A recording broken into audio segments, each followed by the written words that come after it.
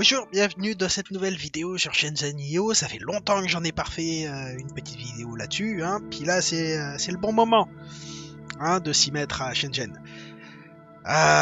Bon, je recommence l'enregistrement pour la 5e fois, il me semble, parce que au début c'était moi qui faisais des conneries, ensuite je disais des conneries, ensuite je me suis aperçu au montage que c'était mon logiciel de capture Open Broadcaster qui faisait de la merde.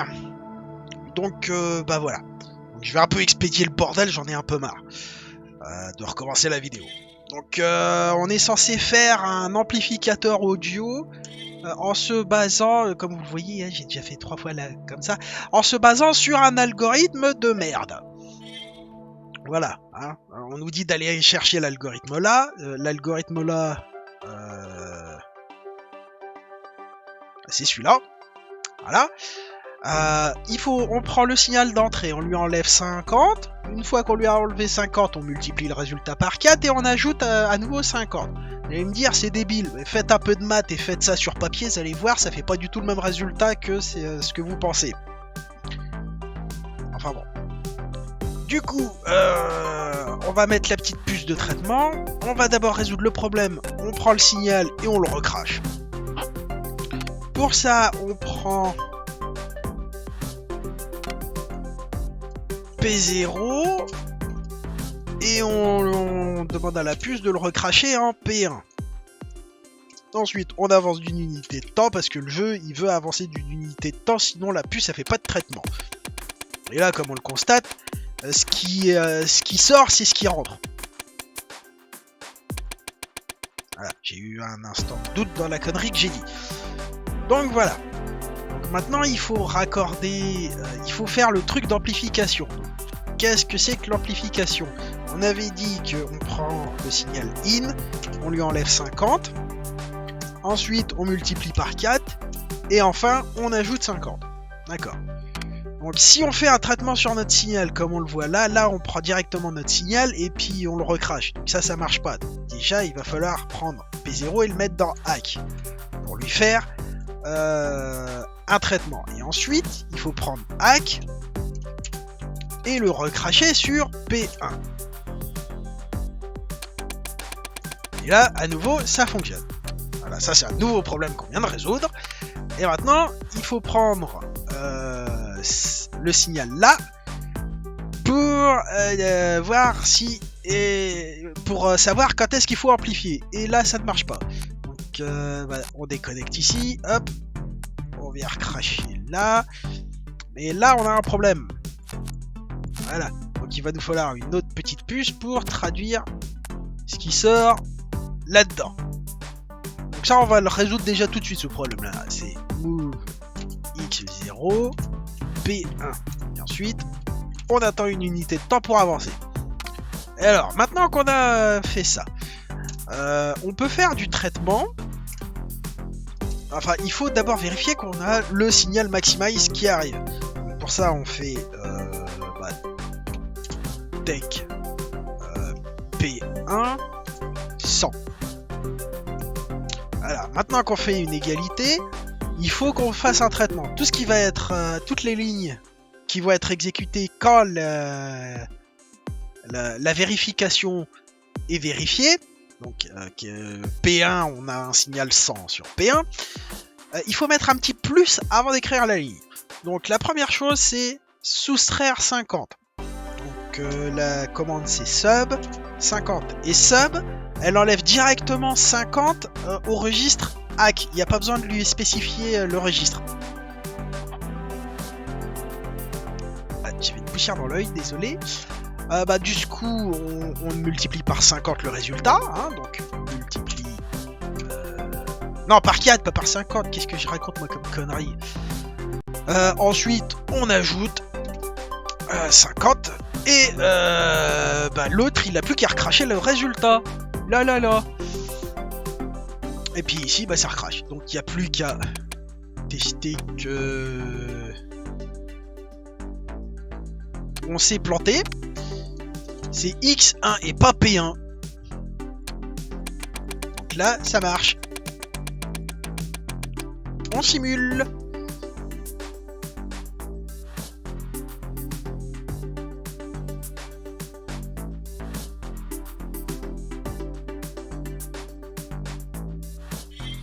J'ai gagné. J'ai une utilisation en énergie de 465, alors que mon meilleur c'est 440. J'ai utilisé 9 lignes de code, c'est mon meilleur score, mais a priori on peut faire mieux. Je ne sais pas comment, mais on peut faire mieux. Me demandez pas comment. Voilà. Alors, comment j'ai fait mieux en consommant moins d'énergie? Bah, en écrivant une ligne de code en plus, comme vous le voyez ici. Donc on peut regarder. Hein. Alors, la différence, c'est que... Ouais. J'étais parti du principe que j'allais d'abord vérifier si j'avais le signal. Si je l'avais pas, pouf, tout ce qui est en plus, je le saute et je vais directement au moins, parce que l'égalité n'est pas vérifiée, du coup, c'est l'instruction avec le moins qui est exécutée. Et je prends le signal qui arrive en P0 et je le recrache directement. Et lui, il recrache comme l'autre. Hein. C'est le même code ici. Sinon, je prends P0, je le mets dans le registre là, et puis après je fais tout mon traitement. Donc j'enlève 50, je multiplie par 4, j'ajoute 50, et seulement après je prends ce qu'il y a dans Hack et je le fourre là-dedans et ça le recrache là. Voilà. Et même si j'ai beaucoup plus d'étapes, ça consomme moins d'énergie. Et vous allez me dire, mais c'est pas vrai! Dans la vraie vie, j'ai pas comme ça que ça se passe! Et plus ou moins si. Suivant la manière dont vous allez coder votre application dans votre microcontrôleur, vous allez gagner de la place en mémoire et de l'énergie. Et c'est pas parce que on a une instruction pour faire un truc donné qui le fait en une seule ligne de code que c'est plus efficace de le faire à la main en 4 instructions.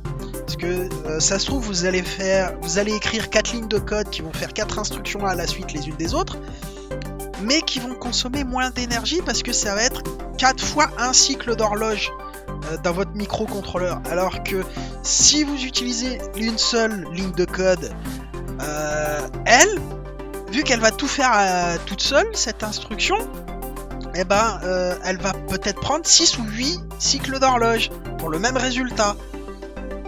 Voilà. Hein? Et si on se rappelle mes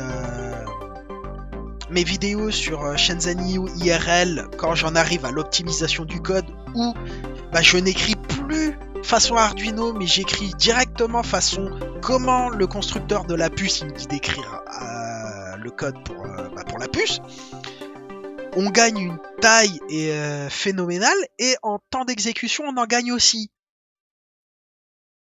Voilà. Et je pourrais encore gagner du temps en temps d'exécution si je me mettais à optimiser directement en écrivant des trucs en assembleur pour la puce. Mais cela, c'est pas le but de la vidéo. C'était juste pour vous montrer comment on programme, comment on résout des problèmes en programmation. Hein? Donc là, vous m'avez vu turbiner dans le machin et écrire le code pratiquement aussi vite. Enfin, je passais pratiquement autant de temps à réfléchir qu'à écrire le code. C'est pas vrai, hein. La première fois que je suis tombé sur ce problème-là, j'ai passé des heures à réfléchir sur le bordel, parce que j'étais pas habitué à réfléchir de la manière dont le jeu me demande de réfléchir. Et la manière dont vous demande le jeu de réfléchir, c'est plus ou moins... Enfin, c'est très proche de la manière dont il faut réfléchir quand on programme de manière optimisée, en assembleur. Parce que la boucle, les boucles en assembleur, en général, faut les écrire à l'inverse de ce qu'on a l'habitude de les écrire en programmation traditionnelle.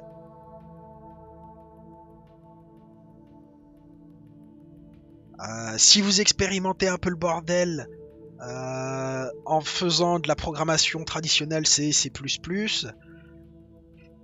et que vous faites un petit peu d'assembleur à côté, vous allez voir que en fait votre boucle en assembleur c'est l'inverse de ce que vous faites en programmation normale.